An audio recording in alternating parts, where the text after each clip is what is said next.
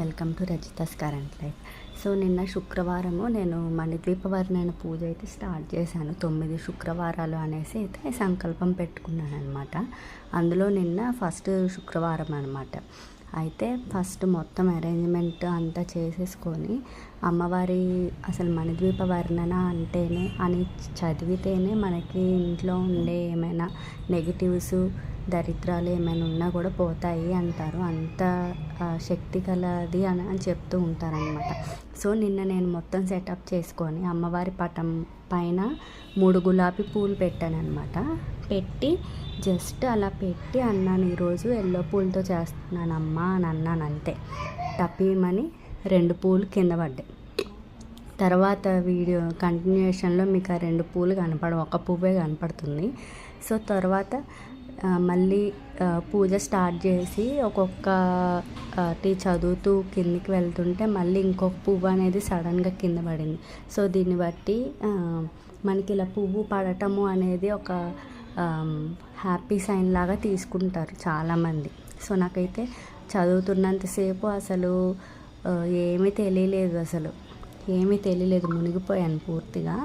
అసలు చదువుతున్నంతసేపు కూడా అసలు ఈ ధ్యాసే లేదు. చదువుతుంటే అయిపోయిందా అన్నట్టు అనిపించింది అనమాట. సో చాలా బాగా జరిగింది పూజ అయితే. నాకైతే అమ్మవారి బ్లెస్సింగ్ దొరికింది అన్నట్టే అనిపించింది. సో అసలు శుక్రవారాలు మెయిన్గా అమ్మవారికి పూజ ఎలా చేసుకుంటే, అసలు ఎలాంటి మనసుతో ఉండి మనం అమ్మవారిని వేడుకుంటే మనకి అమ్మవారి కటాక్షం దొరుకుతుంది అంటే, నేను నిన్న ఒక చిన్న స్టోరీ చదివాను అనమాట.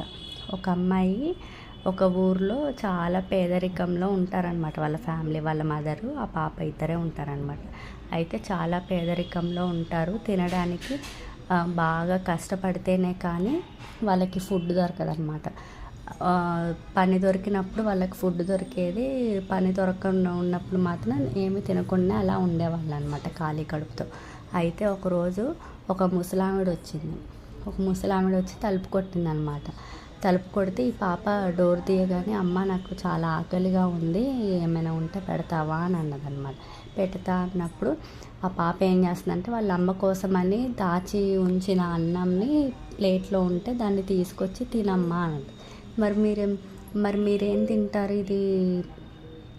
మీరేం తింటారు అని అడిగితే, పర్లేదమ్మా, మేము పని చేసుకుంటే మాకు దొరుకుతుంది, పర్లేదు తినండి అని చెప్పేసి ఆ ముసలావిడకి ఇస్తుంది.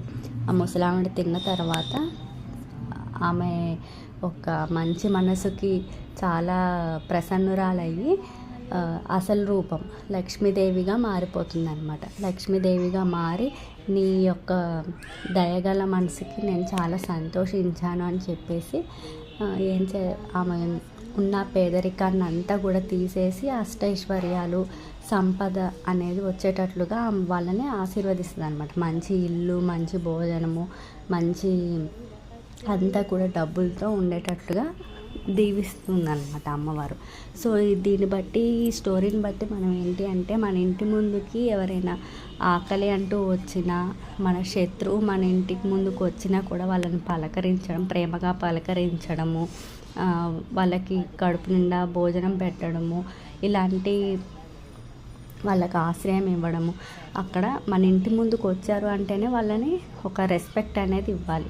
ఆ రెస్పెక్టు, ఆ కరుణ అనేది వాళ్ళ మీద ఉన్నప్పుడు దేవుడు ఎవరైనా కూడా, ఏ దేవుడైనా పర్లేదు, ఏ దేవుడైనా కూడా మనకి రావాల్సిన మంచి అనేది ఏ రూపంలో రావాలి అనేది ఆ భగవంతుడు ఖచ్చితంగా ఇస్తారు. సో ఈ శుక్రవారం మనం ఏ రకంగా ఉంటే మనకి మంచి జరుగుతుంది అనేది ఈ స్టోరీ నుండి తెలుసుకున్నాం కదా. సో ఈ మణిద్వీప వర్ణన గురించి చెప్పాలి అంటే, మెయిన్గా సొంతింటి కళ కోసం చాలామంది సంకల్పం చేసుకొని 9 వారాలని చేస్తూ ఉంటారు, 32 వారాలని చేస్తూ ఉంటారు. సో లైన్గా 32 రోజులని అలా వాళ్ళు అనుకున్న దాన్ని బట్టి చేస్తూ ఉంటారనమాట. 9 వారాలు కూడా 9 రకాల పూలతో చేస్తూ ఉంటారు. సో నేను ఫస్ట్ శుక్రవారం అయితే ఎల్లో కలర్ ఫ్లవర్స్తో అయితే చేశాను అనమాట. పూజ అయితే చాలా బాగా జరిగింది. అసలు నాకు చేసేసానా, అయిపోయిందా అన్నట్టు అయిపోయింది అనమాట. కొంచెం హడావిడి అయిపోయింది, ఎందుకంటే చిన్న బాబు ఉన్నాడు కదా.